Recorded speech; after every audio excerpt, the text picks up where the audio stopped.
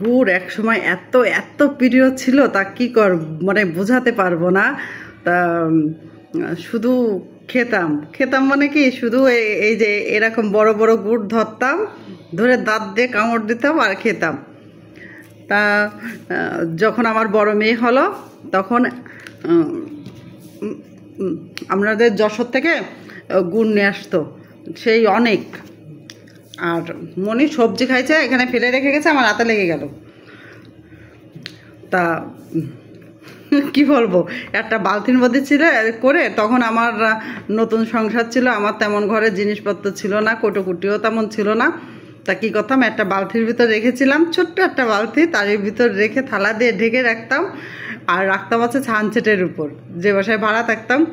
প্রত্যেক দিন সকাল দুপুর এরকম গুড় পাড়তাম আর দাঁত দিয়ে এরকম কামড়াতাম, আমিও নিতাম আমার মেয়েও নিতাম, নিতে নিতে খেতে খেতে গুড়ের বালতি দিলাম ভেঙে। তা আজকে আবার সপ্তাহ নিয়ে যেহেতু ভিডিও বানাই, তা গুড় নিয়েও বাকি থাকবো কেন, ভাবছি গুড় নিয়েও ভিডিওটা বানাই। তো গুড়টা এত পছন্দের জিনিস, দেখছেন কিছু কিছু পছন্দের জিনিস কি করব, এখন আর খেতে পারি না, সামনের পরে থাকলেও না, মানে লোভ হলেও মনে বলে না যে এখন আর খাই। তারপরেও যখন একটু মন মানে না, তখন টুক করে একটু দাঁত দিয়ে কামড়ায়নি। হ্যাঁ, আমার বাসায় তো আর বয়স্ক মানুষ নেই, আর এই জন্য বয়স্ক মানুষ থাকলে তো তাদের আমাদের আইঠে খাওয়ানো যাবে না, দাঁত দেওয়া যাবে না। আর এই যে এটা আমি দাঁত দিয়ে করছি, হ্যাঁ, যেহেতু আমি বাড়ি একা, আমার নিজেরটা নিজে খাবো, এঁঠো খালি তো আমার নিজের কোনো সমস্যা নেই। তা কি বলবো, আজকে রুটি করেছিলাম। তা বললাম তো লোভ তো একটা আলাদা জিনিস, তাই যে দাঁত দিয়ে যে গুড়টা কামড় নিয়েছি, আর এই যে রুটি। তা ভাবছি যে একটু রুটি খাই আর একটু কথা বলি, যে সপ্তাহ নিয়ে ভিডিও বানাই, গুড় নিয়েও একটু বানাই। তা কার কেমন লাগে গুড় দিয়ে রুটি খেতে? গুড় যদি কেমন হবে, এরকম না, এরকম দানা, এরকম গুড় না, গুড়টা যদি ইয়ে হয়, ওই যে পাতলা ধরনের যে গুড়টা, ওইটা দিয়ে কিন্তু রুটি খেতে ভালো লাগে। আমার বাবা যখন, আমাদের বাড়ি খেজুর গাছ ছিল 3টা, তা আমার বাবা হচ্ছে গিয়ে লোক দিয়ে করাতো না, ওই খেজুর গাছ 3টে আমার বাবাই কাটতো।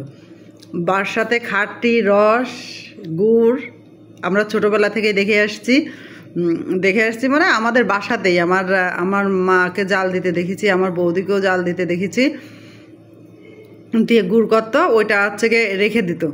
আর আমার বাবাকে দেখতাম কি যখন গুড় জ্বালানো হয়ে যেত তখন বিষ মারতো, মানে কেমন করে যেন ডলে ডলে বলে যে বিষ মারলে মানে গুড়টা দানা হয়, ওইভাবে করে একটা ঠিলের ভিতর করে রেখে দিলে তলে হচ্ছে গিয়ে দানা পড়তো গুড়ে, ওইগুলো দিয়ে হচ্ছে গিয়ে ইয়ে খেতে ভালো লাগতো, এই রুটি।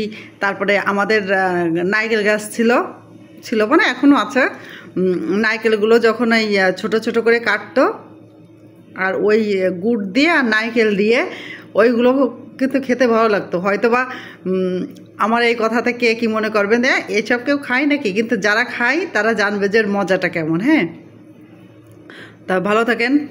এখন একটু খাওয়া দাওয়া করি, রান্না করতে যাব। তা ভাবলাম একটু, কিন্তু জানাবেন এই গুড় রুটি দিয়ে খেতে কে কে পছন্দ করেন। ভালো থাকেন সবাই, নমস্কার।